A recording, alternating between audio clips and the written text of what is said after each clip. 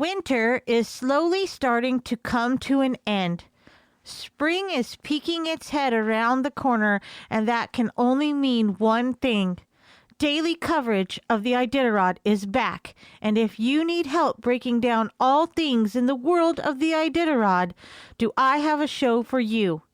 It's the daily coverage of the Iditarod on Mushing Radio, presented by Dogworks Radio. Join hosts Robert Forto and Alex Stein as they offer insight, analysis, and plenty of commentary throughout the race and beyond. If you are a fan of all the action and excitement that the Iditarod brings, the daily coverage of the race is the podcast for you. Robert and Alex will give you everything you need to get ready for the race. In just a moment, you will get to hear a preview of their Iditarod coverage, and while you are listening, subscribe to Dogworks Radio on Apple Podcasts, Spotify, or wherever you are listening right now.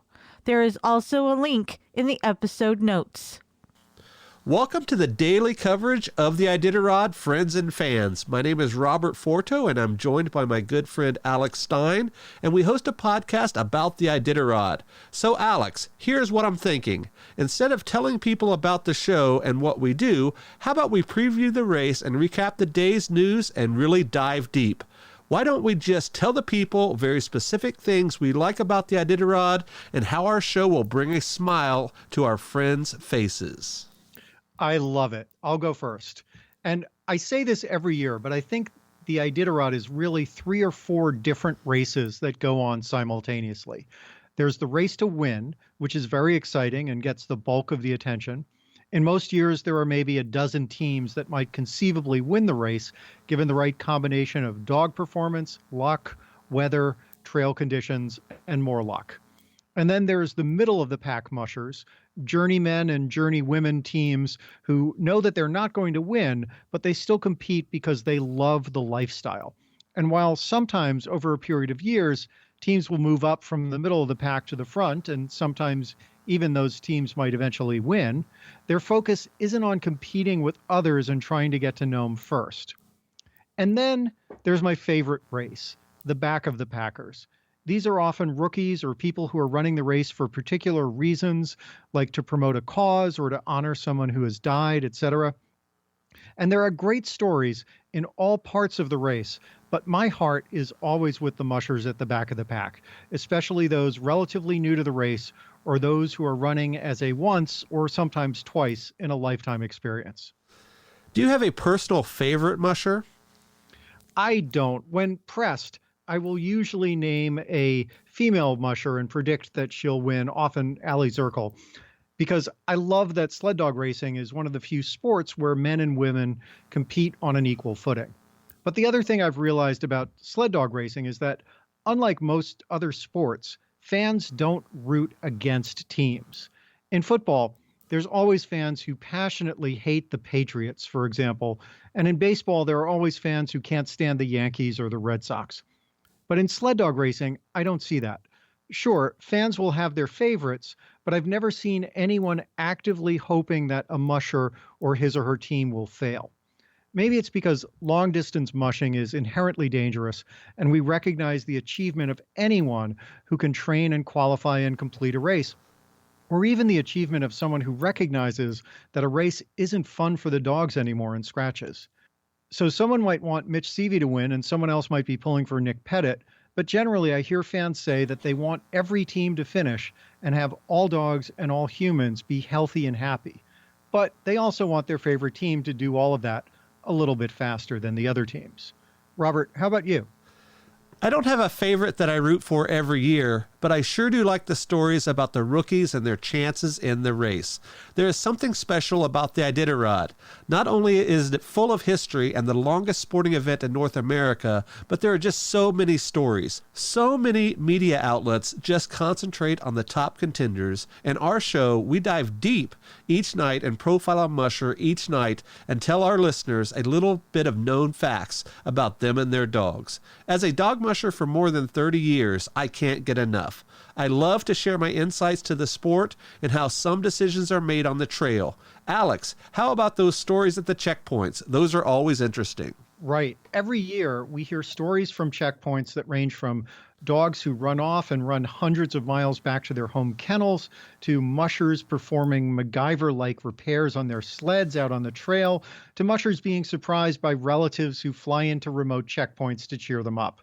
And that's not even counting the stories of village hospitality and the traditions that have sprung up over the years at certain checkpoints. Even though the Iditarod takes more than a week, as the mushers and their dog teams travel almost 1,000 miles in some of the most inhospitable conditions in the country, it is the stories of chasing dreams and the trials and tribulations on the trail that make this sport so interesting.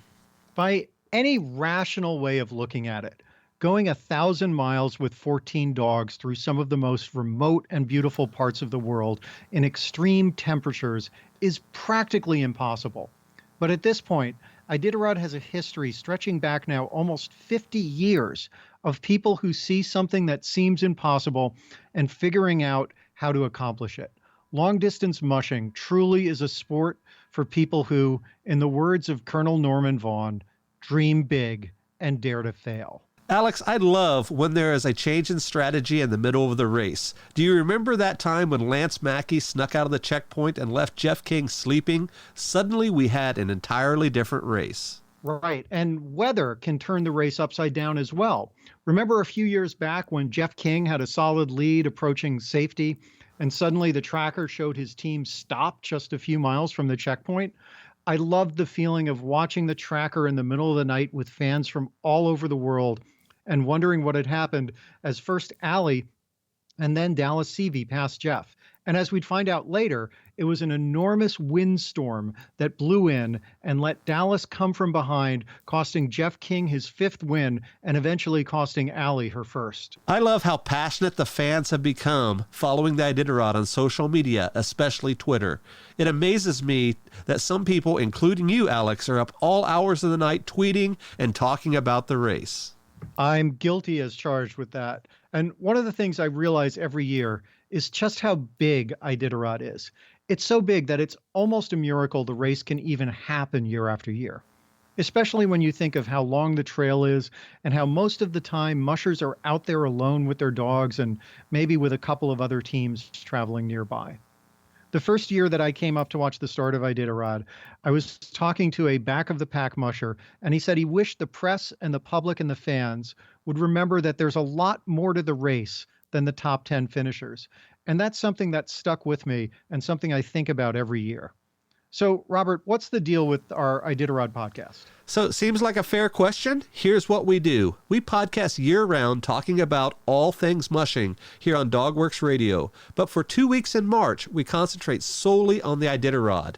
During those weeks in March, we not only preview the race and recap each night, but we also try to make our fans as much as part of the show as we can. And this year, we're doing some things that are a little bit different. We're opening up a voicemail line where fans can leave messages and ask us questions. So every day, we'll respond to your questions, cover breaking news of the day, do a musher profile, and compress all of that into a tidy package that you can get right here on the Dogworks radio feed.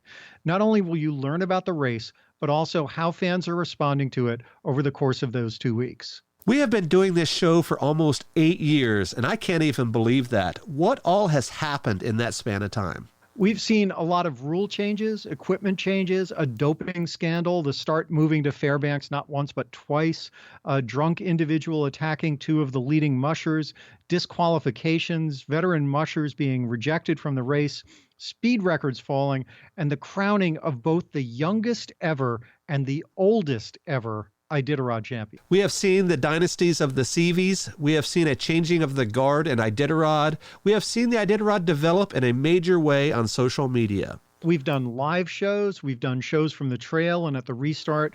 We've even traveled to some of the checkpoints, including Nome. What we are trying to say is, if you're an Iditarod fan, you should check out our daily coverage of the race right here on Dogworks Radio. Subscribe now and become part of the weird Iditarod universe.